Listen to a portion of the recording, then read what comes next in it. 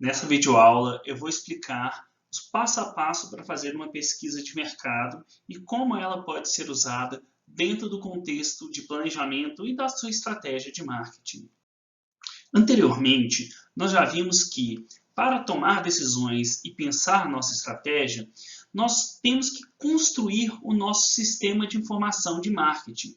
E esse sistema de informação, em conjunto com o uso dessas informações para tomadas de decisão, que é o que nós chamamos de sistema de inteligência, ele, quando você estrutura um sistema composto por pessoas, equipamentos e processos que visam entregar aos gestores aqueles dados e informações necessários para tomar de decisão, então esses sistemas, quando eles entram em conjunto, eles podem ajudar muito os gestores a tomarem decisões.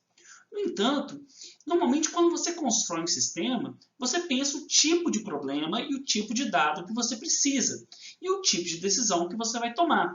Portanto, esses elementos que compõem, que são extraídos do sistema de informação de marketing e do sistema de inteligência, eles normalmente se aplicam para aqueles problemas que foram previstos anteriormente. São aqueles casos onde você, lá num determinado momento na sua empresa, você pensou que precisa de uma decisão, precisa de um tipo de informação, e aí você constrói um sistema para levar essas informações e uma forma de utilizar essas informações para a tomada de decisão. No entanto, existem momentos em que aquele sistema ele encontra um limite, onde os dados e as informações que existem dentro do seu sistema de informação de marketing, eles são insuficientes para você tomar uma determinada decisão. Nesse contexto, quando, por exemplo, surge um novo concorrente, quando, por exemplo, você tem uma nova tecnologia ou seus consumidores estão abandonando a empresa sem nenhum motivo que você consiga identificar por meio dos seus relatórios, esses são os típicos exemplos em que o gestor ele encontra um problema em que o sistema de informação de marketing não consegue garantir a esse gestor as informações que ele precisa para tomar essa decisão.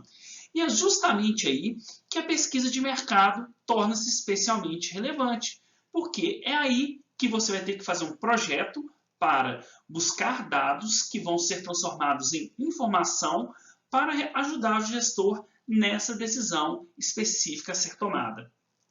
Por isso que a pesquisa de mercado é muito importante, porque ela supre lacunas que o sistema de informação de marketing, quando ele é concebido para tomadas de decisão corriqueiras, então a pesquisa supre as lacunas de informações que o sistema de informação de marketing não consegue preencher. E o que será a pesquisa de mercado, então? Podemos definir o conceito de pesquisa de mercado como a concepção sistemática, coleta, análise e divulgação de dados e resultados relevantes para uma situação específica de marketing que a empresa enfrenta. Quando a gente coloca o termo sistemática, nós estamos remetendo ao uso do método científico. Então, a pesquisa de marketing, ela usa procedimentos científicos, ela usa uma abordagem metodológica que nós temos em estudos científicos para obter dados, transformar esses dados em algo útil por meio da análise e apresentá-los de maneira que os gestores possam compreender aquele fenômeno e tomar uma decisão. Um problema da pesquisa de mercado é que muitas vezes, principalmente para as pequenas empresas, pode ficar muito caro fazer uma pesquisa. Pesquisa de mercado não é algo barato. Normalmente o custo pode ser bem expressivo dependendo do projeto e do propósito dessa pesquisa. E quais são então as alternativas que empresas com recursos limitados, especialmente as pequenas, podem adotar? Primeiro, hoje existe muita informação na internet, relatórios de associações, de grupos, ou mesmo pesquisas gratuitas que podem trazer alguma luz para aquele problema que você está abordando. Então, no primeiro passo, vai lá e procura na internet, procure associações, procure empresas especializadas que podem trazer algum tipo de dado ou informação para lhe apoiar naquela decisão. Também é muito comum você procurar empresas, né, e procurar universidades e professores e estudantes para fazer os projetos. Então, às vezes, você vai precisar de um projeto, você pode apresentar o seu caso lá para um professor para ele trazer seu caso para os alunos aplicarem dentro da disciplina e fazer a pesquisa de mercado como parte da sua atividade didática. Então, muitas vezes, isso pode ser algo interessante também. E até mesmo no Brasil é muito comum a gente ter as consultorias júniores, né, as consultorias juniores, que são estudantes que vão desenvolver projetos em diversas áreas. E dentro da administração, por exemplo, nós temos várias consultorias que podem ajudar ajudar os pequenos empresários a um custo mais limitado também, né, um custo mais baixo. Além disso, você pode fazer uma análise você mesmo, indo até os concorrentes, vendo o que eles estão fazendo, analisando quais são os preços, o que eles estão ofertando para os clientes. E também você pode pedir informações para seus parceiros. Então, por exemplo, você pode ter uma agência que pode ter algum tipo de informação que te ajuda, uma agência de marketing, de comunicação, ou mesmo o seu fornecedor, ele pode ter informações de mercado. Então, procure esses seus parceiros, né, sejam eles fornecedores, sejam eles alguns clientes específicos com maior porte, por exemplo, que às vezes eles podem te ajudar a compreender melhor esse problema que você está vivenciando, sem ter que você fazer um projeto grande de pesquisa de mercado, que pode ser muito demorado e muito custoso. Mas caso você considere que o mais oportuno é contratar uma empresa de pesquisa para fazer o seu projeto, você também tem essa alternativa que é muito comum. Basicamente, nós temos 3 grandes tipos de fornecedores de pesquisa de marketing. Primeiro, são aqueles que fornecem pesquisas padronizadas, por exemplo, a Nielsen com a sua pesquisa de market share, e outras empresas que fornecem pesquisas específicas, por exemplo, sobre mídia, sobre presença em ponto de venda, sobre trade marketing. Então, algumas empresas têm produtos padronizados que ela faz a pesquisa periodicamente, e se você quiser comprar o resultado daquela pesquisa, você já só tem que adquirir aquele serviço por assinatura ou até mesmo por um relatório específico e você já tem a pesquisa pronta. O mais comum, na verdade, é fazer pesquisa customizada.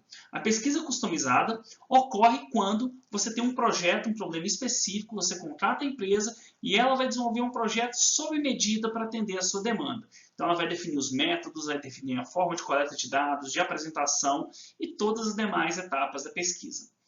Além disso, você pode buscar empresas que são especializadas num tipo de técnica. Isso tem se tornado cada vez mais comum. Então, por exemplo, algumas empresas que são especializadas em previsão da demanda, outras que são especializadas em criar mapas temáticos com dados de marketing, com dados de potencial de mercado, por exemplo, ou mesmo empresas que fazem mercados de teste, que testam aquele seu novo produto para fazer projeções de aceitação de mercado.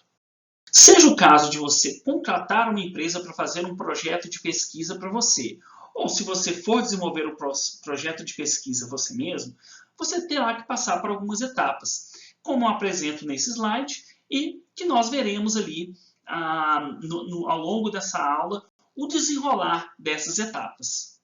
O ponto de partida para você desenvolver sua pesquisa de mercado é ter uma definição bem clara do contexto do problema e de qual objetivo que você deseja alcançar. Para você fazer isso, você tem que entender o contexto onde surge aquele problema. Quais são as variáveis tecnológicas, o que está acontecendo em termos culturais, o que está acontecendo em termos legais. Basicamente, fazer aquela análise do ambiente, agora focado no problema de pesquisa de marketing.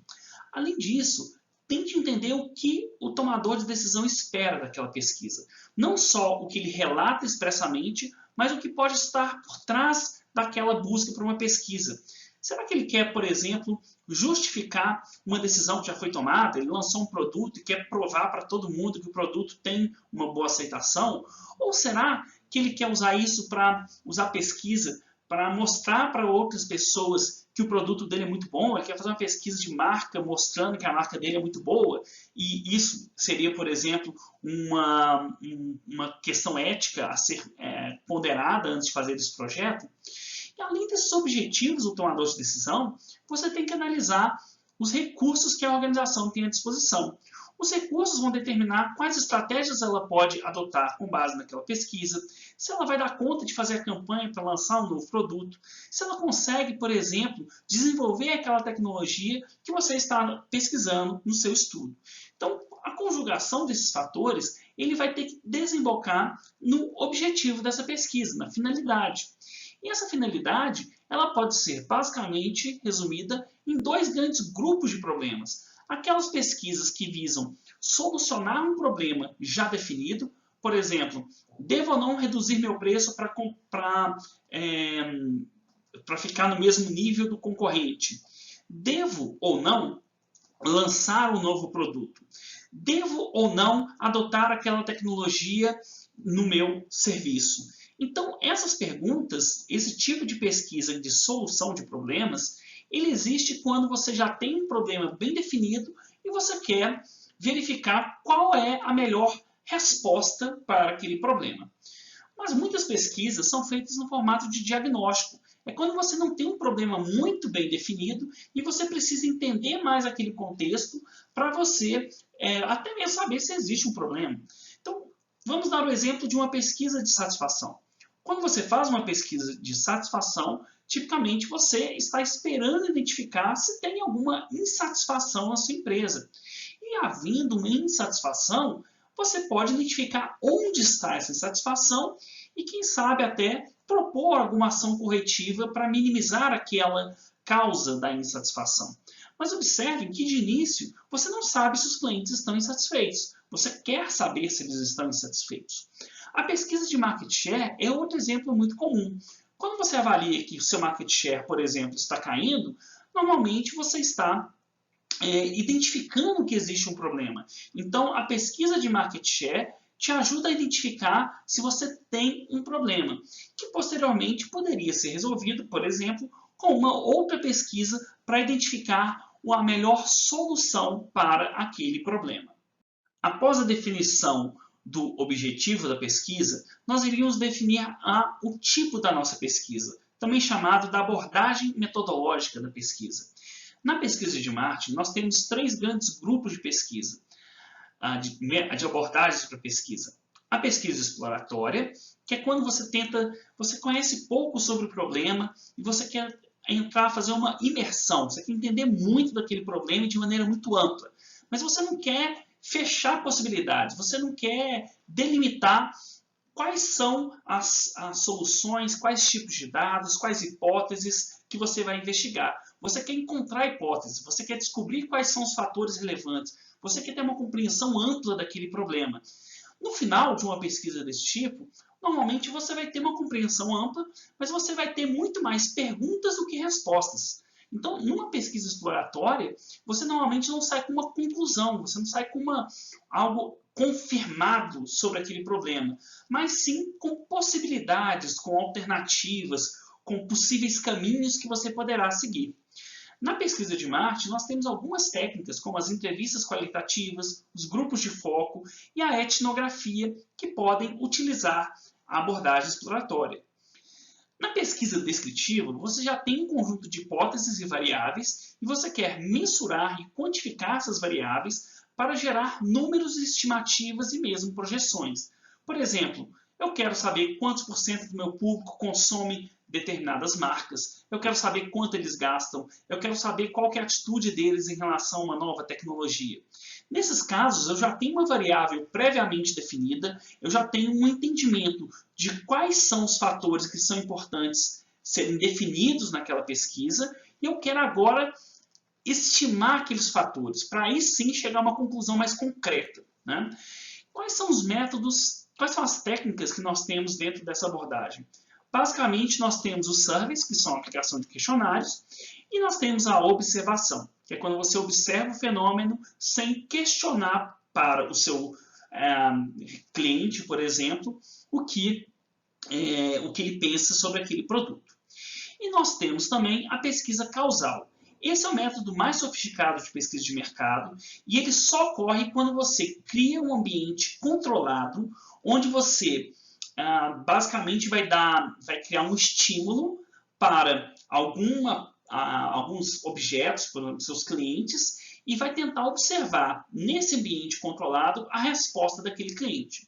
Então, por exemplo, eu posso criar 3 designs diferentes para o meu site e cada cliente que entra no meu site, ele é direcionado aleatoriamente para cada um desses 3 designs. Em cada um desses designs, eu estou testando diferentes hipóteses sobre como eu acredito que as pessoas vão navegar no site e o impacto disso na conversão daquele site até uma venda, por exemplo. E aí eu posso, por meio de um método experimental, identificar qual daqueles três designs, três possibilidades de arquitetura daquele site que vão possibilitar maior taxa de conversão. Então eu tenho um ambiente controlado, porque eu aloco aleatoriamente cada um dos visitantes num desses cenários experimentais, e também eu tenho diferentes estímulos, que é o design que eu apresento para cada um dos clientes. E depois eu observo a resposta, que é, por exemplo, a taxa de conversão, a taxa de perda de clientes, a taxa de permanência, dentre outros fatores. Para a pesquisa causal, basicamente nós temos o método experimental, que é o método mais tradicional da ciência. Eu não vou apresentar nessa aula esse método, acaba que a pesquisa experimental é bem mais complexa de ser elaborada e, por isso, ela não é tão utilizada na prática. Os métodos mais convencionais são os métodos, né, dentro da abordagem exploratória e dentro da abordagem descritiva, que eu vou falar um pouco mais ao longo dessa aula. Quando desenvolvemos nosso projeto de pesquisa, nós temos que ter clareza quais serão os dados que nós buscaremos. E os dados, eles podem ser primários ou secundários. O dado primário é aquele que você coleta em primeira mão. Ele chega com você porque você foi lá coletar o dado, por isso ele é primário. E o que é o dado secundário? O dado secundário é um dado de segunda mão. É um dado que você pode ter produzido por uma finalidade, mas pode aproveitá-lo na sua pesquisa, ou mesmo um dado que você pega de uma associação, do IBGE, do governo, e utiliza esse dado na sua pesquisa. A ideia dos dados primários é que eles são muito mais caros, demorados e difíceis de serem obtidos, mas eles se ajustam melhor ao seu problema e respondem melhor às perguntas que você tem na pesquisa. Já os dados secundários, eles são mais facilmente coletados, eles normalmente, você pode obtê-los em grande volume, a baixo custo e muito rapidamente. Por outro lado, eles normalmente não se ajustam exatamente ao problema que você tem em mãos. E também eles podem ter qualidade duvidosa em alguns casos. Então é muito importante ter uma criticidade ao avaliar os dados secundários. Bom, de forma geral, uma pesquisa vai ter que ter um pouco dos dois. Vai ter alguns dados secundários e alguns dados primários.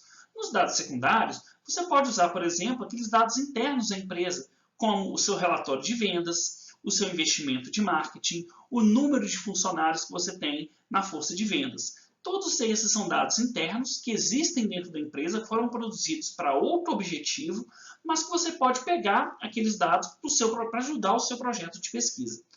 Já os dados externos são aqueles que não estão dentro da organização, sejam eles dados públicos, dados de associações ou mesmo dados privados que você poderia adquirir para fazer um determinado tipo de pesquisa.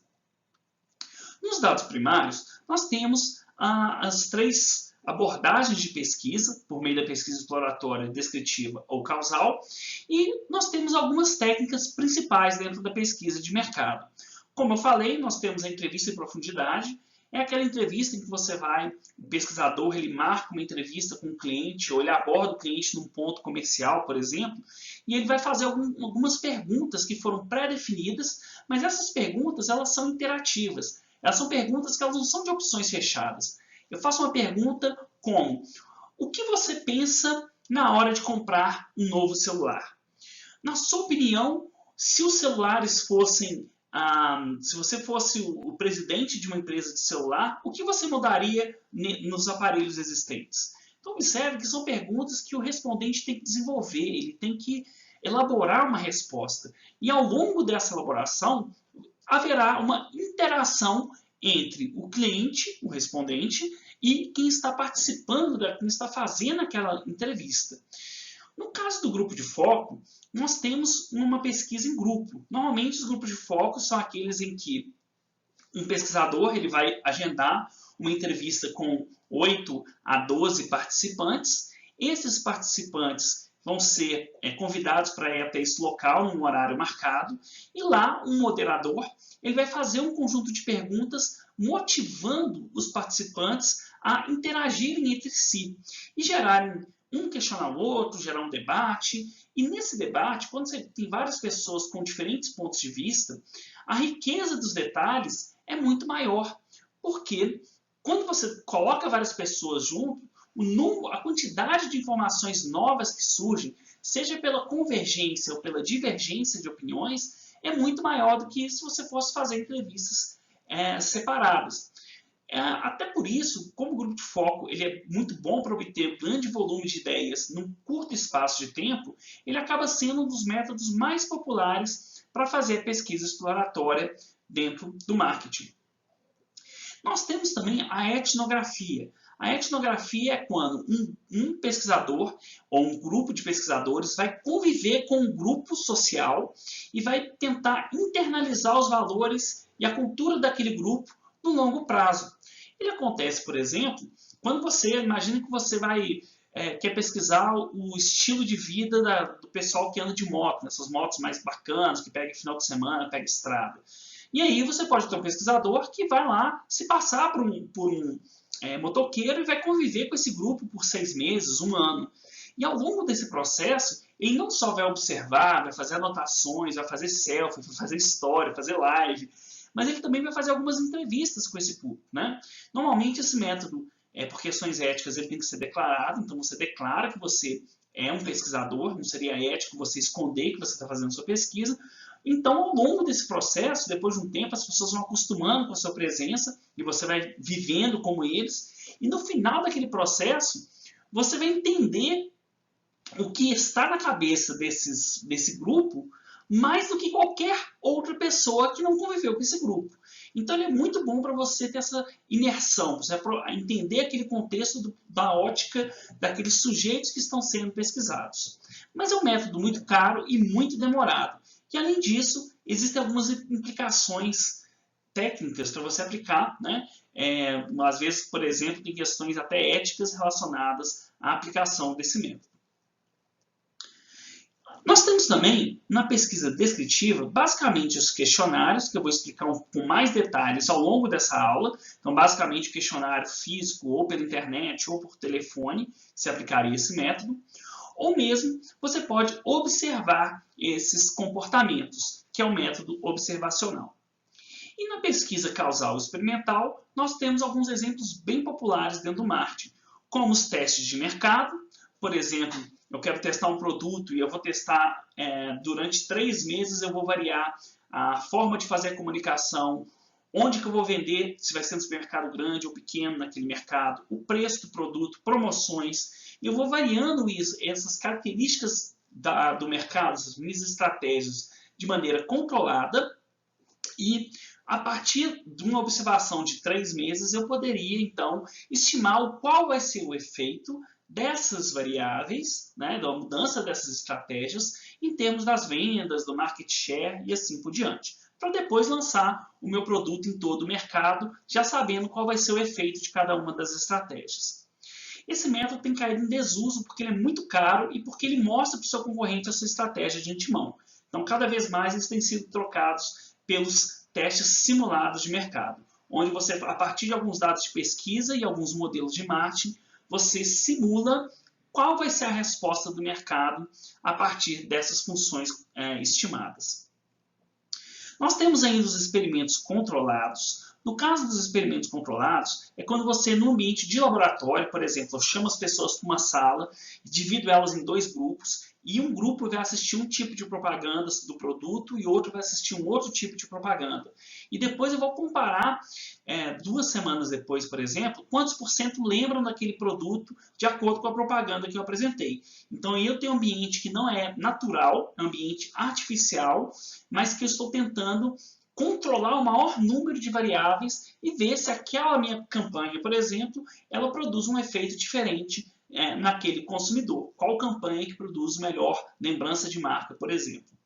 E já no experimento de campo, a ideia é parecida, mas você faz a experiência no local onde aqueles comportamentos ocorrem. Por exemplo, num supermercado, você pode variar o preço dos produtos de acordo com momentos do dia, em diferentes lojas. Então, num ambiente de observação, onde a decisão de compra ocorre, você iria modificar essas suas variáveis de marketing para tentar observar o efeito.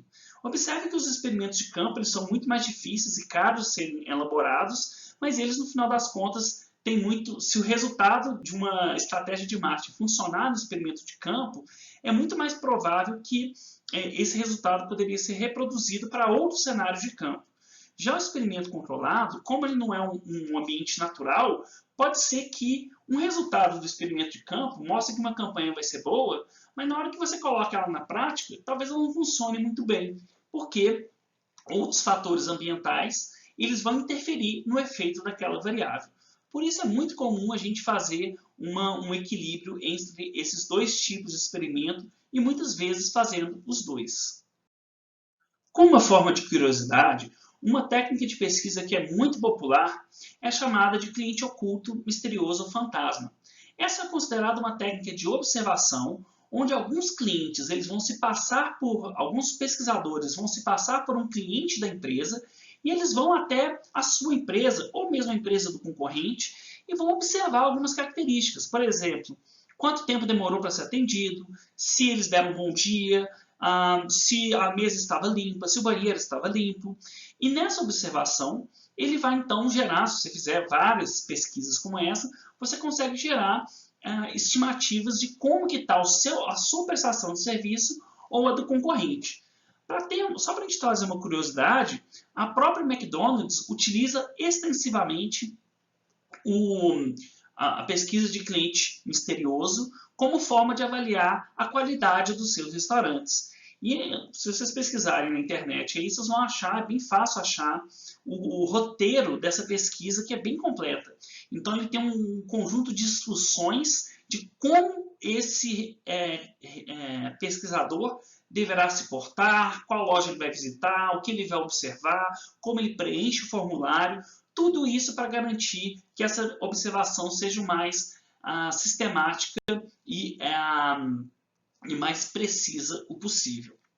Esse método é um método bem interessante para você avaliar a qualidade de serviços, né, e o quanto aquele serviço está atendendo aquele padrão de atendimento que foi definido pela empresa. Na próxima etapa, depois de definida a técnica de pesquisa, nós iremos então construir os nossos instrumentos. No caso da pesquisa qualitativa, seja para um grupo de foco ou para entrevistas em profundidade, normalmente você vai ter questões abertas, questões que sejam bastante com potencial de se elaborar a resposta, mas existem algumas técnicas também que você pode utilizar para melhorar a interação e a qualidade e profundidade dos dados que você obtém.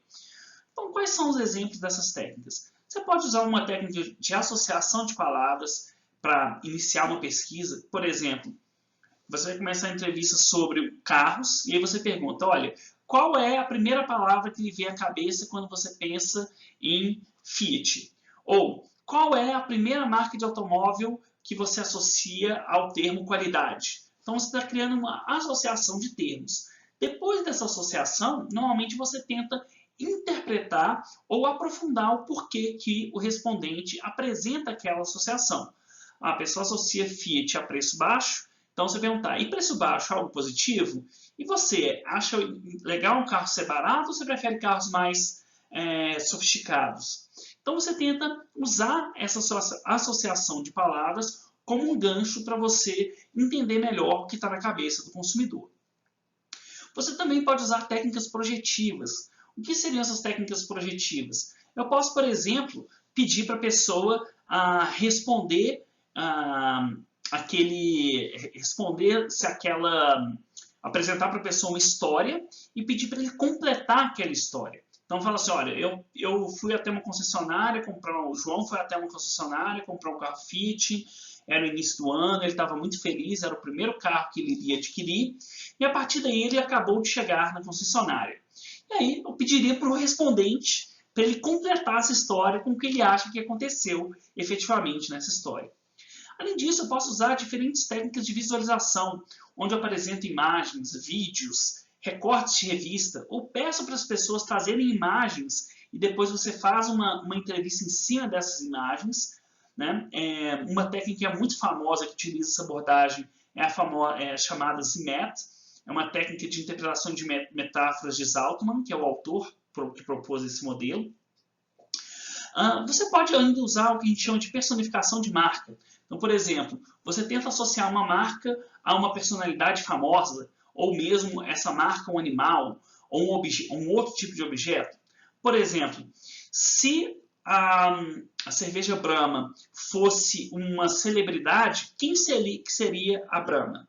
Aí depois do respondente falar quem seria a celebridade, você tenta entender quais são as características da celebridade que ele vê naquela marca. E essa é uma técnica chamada de personificação de marca.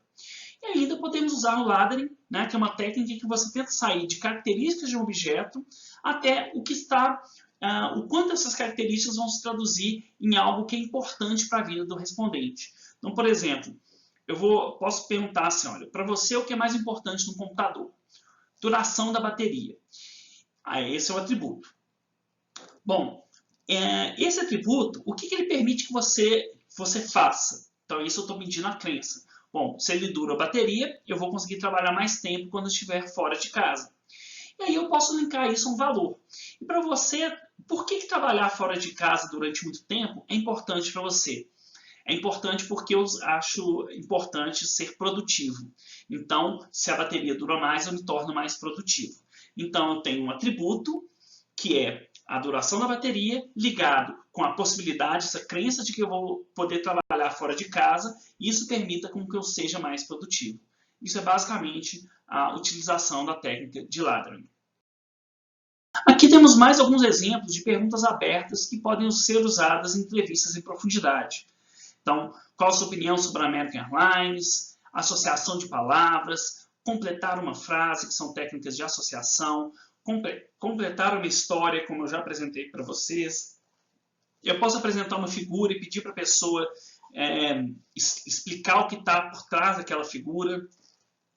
Ou mesmo, eu posso ter esse teste de percepção temática, que basicamente são testes mais elaborados feitos por psicólogos, como, por exemplo, a utilização do teste Rorschach, que são aqueles testes das figuras abstratas, e você tenta interpretar o que está por trás daquela figura. No caso da pesquisa descritiva, nós teríamos que ter um instrumento que é totalmente diferente do instrumento da pesquisa Qualy. No caso da pesquisa descritiva, nós poderíamos ter formulários de observação, que podem ser formulários para você observar algo bem sistemático. Por exemplo, eu quero contar quantas pessoas entraram na loja, aí eu anoto a hora que a pessoa entrou e anoto a hora que a pessoa saiu e se ela comprou alguma coisa. Esse é um tipo de formulário muito comum, o pessoal utiliza, de vez em quando vocês devem ver isso em shopping. Acho que ultimamente eles não têm feito muito mais isso, porque eles fazem por câmera, né? Mas eles basicamente usam isso para saber o fluxo, saber qual que é o potencial e as vendas das lojas, para eles planejarem as suas estratégias e mesmo saber quanto vai cobrar de condomínio, se vale a pena, se a demanda comporta abrir uma nova loja e assim por diante. E além dos formulários de observação, nós temos os questionários, que aí são os instrumentos mais difíceis de ser elaborados, porque eles dependem da comunicação entre duas pessoas, seja ela direta, né, alguém fazendo uma pergunta para o respondente, ou mesmo mediada por tecnologia, quando você manda o questionário a pessoa responde online. Como existe a comunicação no meio, é muito mais complexo você fazer uma pergunta que ela não vai gerar viés nas respostas e que as pessoas vão interpretar e produzir respostas coerentes com o que você espere. Por isso que os questionários são, dentre os instrumentos de pesquisa, os de mais complexa elaboração. E que eu vou apresentar alguns detalhes da elaboração desses questionários adiante. Nos questionários, você normalmente pode ter alguns tipos de pergunta. Por exemplo, uma pergunta dicotômica, né? Um sim ou não, compra ou não compra, tem ou não tem produto.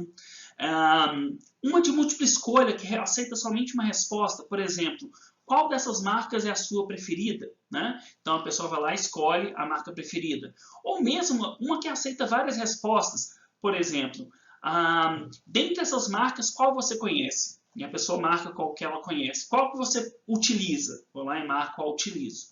E até mesmo perguntas do tipo, né? Ordene lá essas marcas da mais preferida até a terceira menos preferida, até a terceira que você prefere, né? Além disso, nós temos perguntas do tipo Likert, né? Ou de escalas. Likert é um tipo de escala que foi desenvolvido por um autor 1920, 30, por aí. E esse autor ele propunha que, para você medir o grau de concordância com algo, né? Então medir de forma semântica uma atitude, você poderia apresentar uma frase onde as pessoas iriam concordar ou discordar usando uma escala normalmente de 1 a 5. Então a escala apresentada aqui é a escala Likert tradicional, uma escala de 5 pontos, onde você pergunta, você apresenta uma frase, por exemplo, as companhias aéreas menores geralmente oferecem serviços melhores do que as grandes companhias, e a pessoa vai falar se concorda totalmente até discorda totalmente. Nessa escala, a vantagem dela é que você pode criar muitas variações dessa escala. Não só em termos de número de pontos na escala, pode ser de 1 a 7, de 0 a 10, por exemplo, ou mesmo do que você está medindo. Você pode, por exemplo, medir uma intensidade, tipo muito alta, alta, média, baixa, muito baixa, satisfação, muito satisfeito, satisfeito, nem satisfeito, nem insatisfeito e assim por diante. Posso medir, por exemplo, a frequência, né? Frequentemente, regularmente, quase nunca, nunca, por exemplo. Então é muito fácil você precisar na internet, tem várias opções de você adaptar essa escala para medir diferentes conceitos. Então ela é muito flexível e muito boa para medir muitas variáveis num curto espaço de tempo. Tem também essa escala de diferencial semântico, onde você pede para a pessoa posicionar uma nota ao longo de 2 extremos e esses extremos são representados por escalas que são opostas. A escala de diferencial semântico ela tem a dificuldade de ser elaborada, porque às vezes é difícil você dizer que todo mundo vai interpretar os itens como sendo diametralmente opostos. E por isso, muitas vezes, ela não é tão utilizada, porque a construção dessa escala é muito mais difícil do que uma escala Likert. Aqui nós temos variações da escala Likert. Por exemplo, para medir importância, para medir a classificação, né? Para medir a intenção de compra e várias outras opções. Então, se vocês pesquisarem aí escalas tipo Likert ou variações de escala Likert, vocês vão achar dezenas e dezenas de possibilidades de você adaptar essa escala, seja ela utilizando de 1 a 5, de 1 a 7 ou mesmo de 0 a 10. Depois de definido o seu instrumento de pesquisa, nós iríamos definir a nossa amostragem. Esse é um processo bem complexo da pesquisa de mercado, porque ele envolve alguns conhecimentos estatísticos e muitas vezes dados mais concretos daquela população que nós vamos pesquisar. Mas o ponto de partida da definição da amostragem é definir o público-alvo da pesquisa, deixando bem claro o que esse respondente precisa ter para ele ser incluído na pesquisa e o que ele não pode ter, o que se ele tiver ele vai ser excluído da pesquisa. Então, alguns exemplos de critérios de inclusão. Uma pesquisa sobre o uso de automóveis, você tem que ter um critério de inclusão se a pessoa tem automóvel, né? Se ela usa o automóvel, pelo menos. Então, logo no início da pesquisa, você poderia fazer uma pergunta. Olha, você utiliza algum automóvel pelo menos uma vez por semana, em uma semana normal? Se a pessoa fala que não, você já exclui porque ela não faz parte do público. E você pode ter perguntas de exclusão, por exemplo. Imagine que você vai fazer uma pesquisa e você está fazendo uma pesquisa para uma empresa e de repente você faz uma entrevista com alguém que trabalha na concorrência. Então, você pode fazer uma pergunta no início perguntando, você faz uma pesquisa de uma padaria no bairro. Aí você pergunta assim, olha, você ou alguém da sua família trabalha em alguma padaria nesse bairro? Se a pessoa fala que sim, você vai excluir ela da amostra, porque senão você vai mostrar para o seu concorrente potencial qual que é a sua estratégia ou o que você pretende fazer em termos mercadológicos. Definidos esses critérios de inclusão e exclusão da pesquisa, aí nós vamos definir o tamanho da nossa amostra. O tamanho da amostra, na pesquisa exploratória, ela normalmente é definida por quem a gente chama de critério de julgamento ou de acessibilidade e saturação. O julgamento é, olha, eu acho que o cliente que é bom para responder essa pesquisa tem que ser um cliente que está muito envolvido com a marca. Então, vou procurar clientes ali que interagem nas redes sociais para fazer entrevista com eles. Ou posso fazer por acessibilidade. Vou fazer entrevista com os clientes que estiverem próximos, estiverem fáceis de fazer entrevista.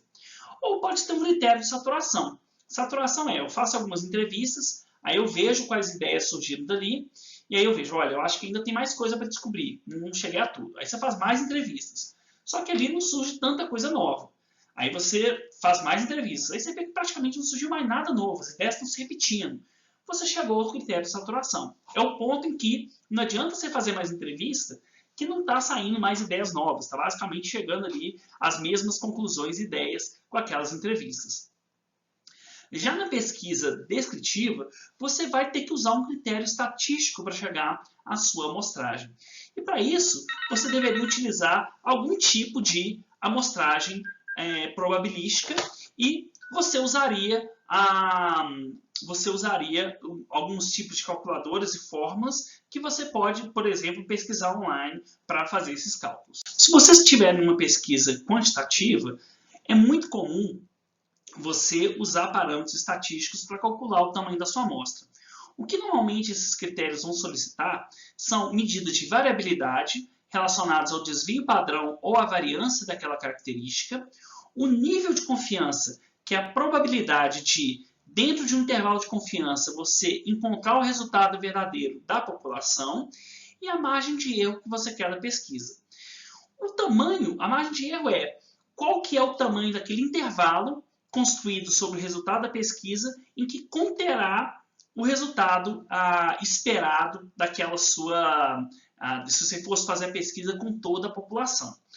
Bom, e também em alguns casos você vai precisar do tamanho da população.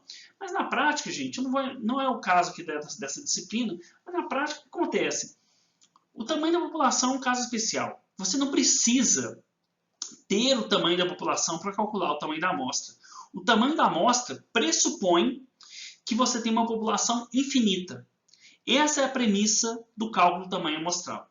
Só se você tiver uma população muito pequena, por exemplo, vai fazer 100 entrevistas e tem 1000 clientes, aí faria alguma diferença você ter o tamanho da população. Mas praticamente todas as calculadoras já assumem essa fórmula, que é a mais convencional e a mais precisa, em que o tamanho da população é desconhecido e infinito. Tá? Então, basicamente, essas calculadoras você vai ter que definir a sua variabilidade, o nível ou intervalo de confiança e a margem de erro que você espera ter naquela pesquisa. Então, vou fazer um exemplo aqui para o cálculo do tamanho da amostra. De um estudo que a gente fez para uma empresa no setor de combustíveis, a gente calculava o tamanho da amostra de cada estado. E aí, em cada estado, como a gente estava fazendo uma pesquisa com os donos de postos, então nós tínhamos algumas populações bem pequenas.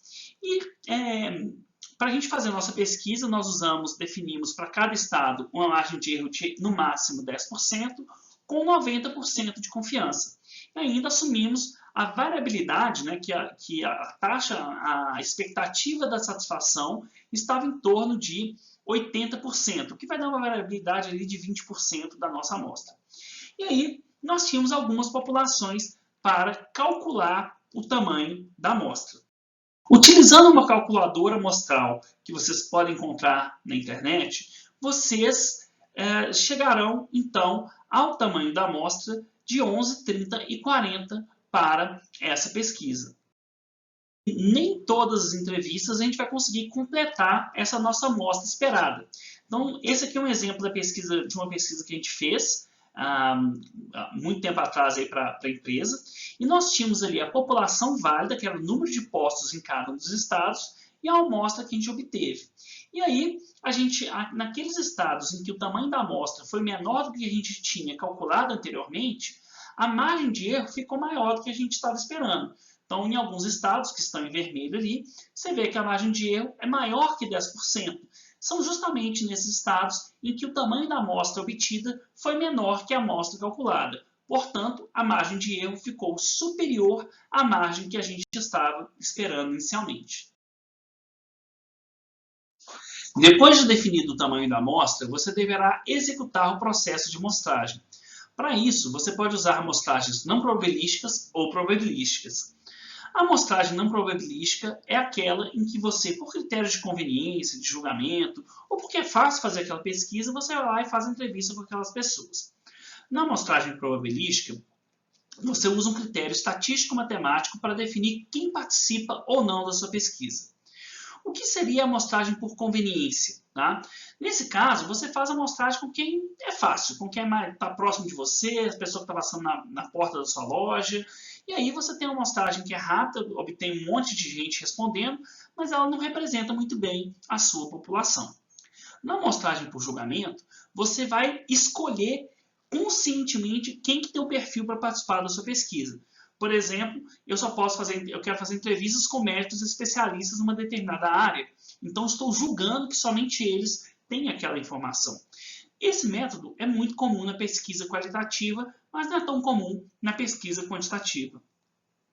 Na amostragem por cotas, eu divido a população de tal modo que a minha amostra vai ser parecida com a minha população em algumas características que eu acho que são importantes para a pesquisa.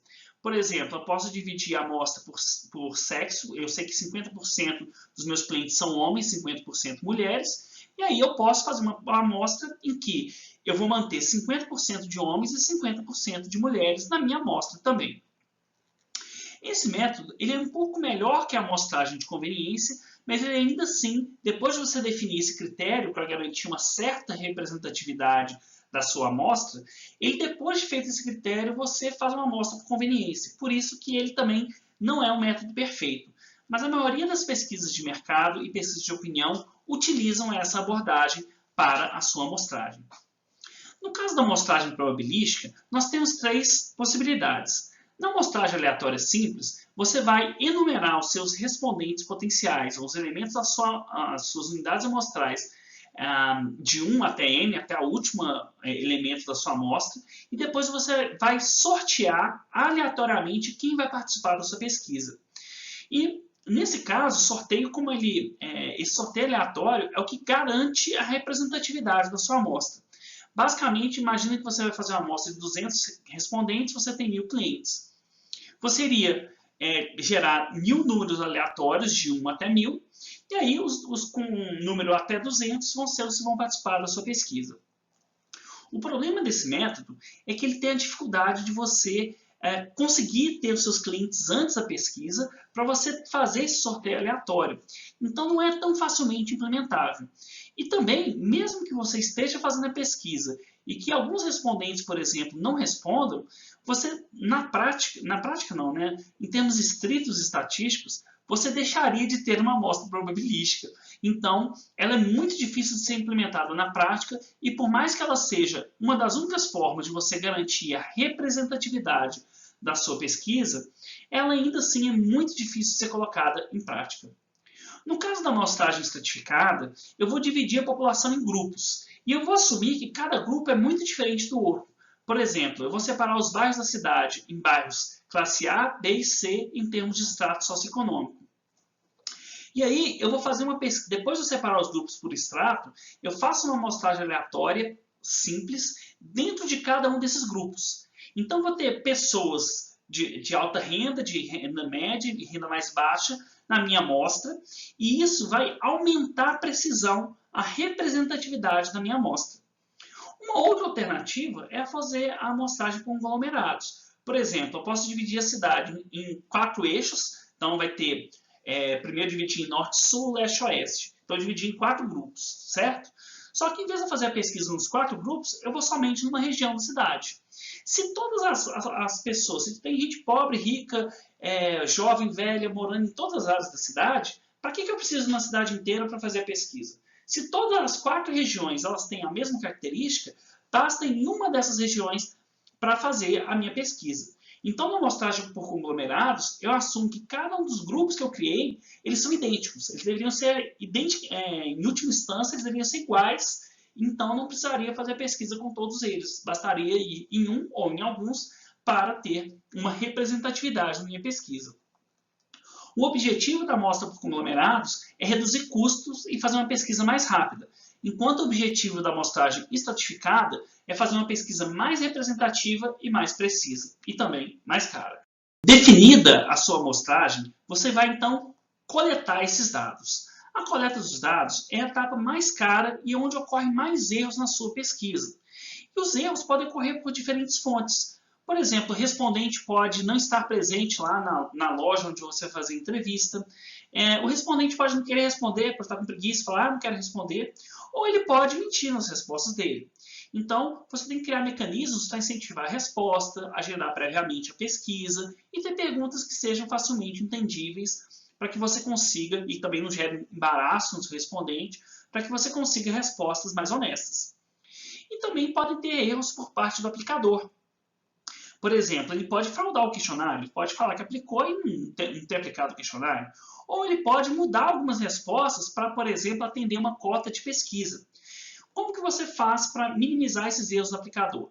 Tem que ter uma boa supervisão e a tecnologia hoje ajuda a gente bastante. Por exemplo, se for uma pesquisa, mesmo que seja tradicional, um questionário, você pode pedir para ele ligar o GPS no celular e mandar o histórico de localização. E pode pedir também, com autorização do respondente, para ele gravar a entrevista e você só vai aceitar o questionário se você tiver o histórico de geolocalização dizendo que a pessoa estava naquele ponto que você falou que tinha que estar fazendo a entrevista, e além disso tem que ter a gravação, que você vai ouvir se realmente alguém respondeu. E além disso, você tem que ter um supervisor que vai ficar olhando, vai ter que ir olhando se as pessoas estão aplicando ou não aquele questionário. E esse processo de coleta ele é especialmente complexo quando você coleta dados em vários lugares do mundo, porque aí você tem a questão da língua, da cultura, que podem trazer muito mais dificuldades para você interpretar como que você aplica o questionário e depois como você utiliza aquelas respostas. Para coletar os dados, especialmente na pesquisa quantitativa, mas também na pesquisa quali, nós basicamente vamos ter três possibilidades. Ou você faz por telefone, ou pessoalmente, ou online. Por telefone, né, você se tiver um questionário mais curto, perguntas objetivas, que não precisa de apresentar nada para o respondente, você pode aplicar e ele é útil especialmente quando você tem pessoas distantes, né? Então, são pessoas distantes e que são resistentes à pesquisa. Então, imagina uma pessoa que é ocupada, ou uma pessoa que não vai ficar olhando e-mail, e aí você tem que ligar para a pessoa ter incentivo de responder enquanto você está lá fazendo as perguntas, né? Então, você evita, por exemplo, que tem muitas pessoas que não respondam a pesquisa. Na pesquisa online, a vantagem é que é de baixíssimo custo, você pode fazer com uma amostra grande, obter respostas rapidamente, e a desvantagem é que muitas vezes as pessoas não respondem a pesquisa, as pessoas também, elas podem, é difícil identificar quem que é o respondente, né? E especialmente para alguns grupos, por exemplo, pesquisas com pessoas que usam menos a internet, a pesquisa online vai ser menos efetiva. E a pesquisa pessoal, a vantagem dela é a alta taxa de resposta, a possibilidade de você poder apresentar algo para a pessoa, por exemplo, a pessoa pode provar um novo refrigerante e depois responder o que achou do refrigerante. Então, a entrevista pessoal, ela permite uma maior taxa de resposta, mais interação, mas ela tem mais risco de fraude, ela é mais cara, que são algumas limitações desse tipo de abordagem. Independente do método utilizado, gente, hoje praticamente todo mundo vai usar algum tipo de tecnologia para coletar os dados, mesmo que presencialmente. Então, você vai mandar o respondente lá fazer o aplicador fazer uma entrevista, ele pode fazer no tablet ou até mesmo no celular. Então, você montaria um questionário online e a pessoa vai preenchendo o questionário ali e vai mandando as respostas online. Tem várias ferramentas, né? O Google Forms, que é gratuito e você pode utilizar, bem fácil de utilizar. O SurveyMonkey, que é bem famoso, é mais na sua conta paga, ele é bem profissional, tem muitas funcionalidades. E o LiveSurvey, que é um software gratuito, mas você tem que instalar ele no servidor, mas ele é muito melhor que todas as outras opções, mas você tem que saber programar para você instalar e criar os aplicativos e os programas dentro da sua plataforma. E hoje, quando a gente fala em pesquisa, a gente só pensa na internet, né? Mas por que ainda hoje a internet ela tem limitações para fazer a pesquisa e não é uma bala de prata para resolver todos os problemas? Bom, as vantagens, sem dúvida, ela é muito barata, ela é rápida, você consegue mais honestidade, porque as pessoas não se sentem coagidas pela presença do respondente, e também é muito versátil, você pode apresentar vídeo, pode apresentar imagens, coisas que às vezes fica até difícil de você apresentar numa pesquisa presencial. Quais são as desvantagens? Amostras distorcidas, então se o público não usa muito internet, você vai ter fazer entrevista com quem não utiliza aquele produto. O acesso à internet, então, por exemplo, pesquisas ali que vão nas classes mais menos favorecidas, né, em regiões mais afastadas, você vai ter dificuldade de fazer essa pesquisa. E, além disso, a identificação do respondente. Você pode estar mandando para um e-mail e a pessoa encaminha aquele e-mail para outra pessoa que vai responder aquela pesquisa, mas ele não faz parte do seu público-alvo. E, além disso, podem ter questões tecnológicas, né? Cai a internet, né? A plataforma não responde bem. Então, isso pode também gerar problemas no caso da internet, mas cada vez menos nós temos observado essas desvantagens, e as vantagens têm se sobressaído ao longo do tempo. Então, vocês podem ter certeza que, no futuro, cada vez mais a pesquisa vai ser feita pela internet e ela vai ser um método acessível e útil para fazer pesquisa de mercado. Feita a coleta dos dados, nós iríamos, então, analisar esses nossos dados para transformá-los em informação. Na pesquisa qualitativa, nós vamos fazer o que nós chamamos de análise de discurso e conteúdo. Na análise do conteúdo, nós vamos ler as respostas dos respondentes, ouvir, refletir, mas basicamente nós vamos extrair quais foram as principais informações e dados que as pessoas trouxeram. E na análise de discurso, você vai interpretar mais, você vai ir além do que a pessoa está falando para tentar entender o que está por trás daquilo que ela está expressando. E normalmente usando até mesmo gestos, expressões, né, se a pessoa demorou para falar, como uma forma de interpretação do que está por trás do discurso. E na análise quantitativa, basicamente você vai fazer análise por meio de gráficos, tabelas, ou mesmo estatísticas descritivas, como a média, desvio padrão. E poderá também usar modelos ou algumas análises estatísticas mais sofisticadas, como análise de regressão, análise fatorial ou análise de cluster. Então, gente, aqui alguns exemplos, né, de técnicas e ferramentas que vocês podem usar para analisar os dados. Pode usar tabelas com estatísticas descritivas, frequências, médias, somas, medidas de dispersão, como desvio padrão, a variância, a amplitude, né, a diferença entre o máximo e o mínimo de uma variável, e criar tabelas de frequência diversas. Você pode representar em gráficos, como gráficos de barra, histogramas, gráfico de pizza, também chamado de gráfico de setores, gráfico de linhas, áreas, diagramas de dispersão, ou mesmo gráfico de bolhas. Uma forma que é muito comum de se apresentar o resultado de uma pesquisa é a partir de apresentações mais visuais, normalmente por meio de infográficos, né? Então você pode, por exemplo, pegar alguns resultados interessantes da pesquisa e fazer uma apresentação rápida e direta sobre aqueles resultados. E aí você pode trazer um destaque visual, você pode usar a nuvem de palavras e alguns elementos que destacam algumas informações cruciais daquela pesquisa. Você pode também fazer relatórios interativos, os dashboards daquela pesquisa, onde a pessoa pode selecionar uma região, a variável que ela quer analisar.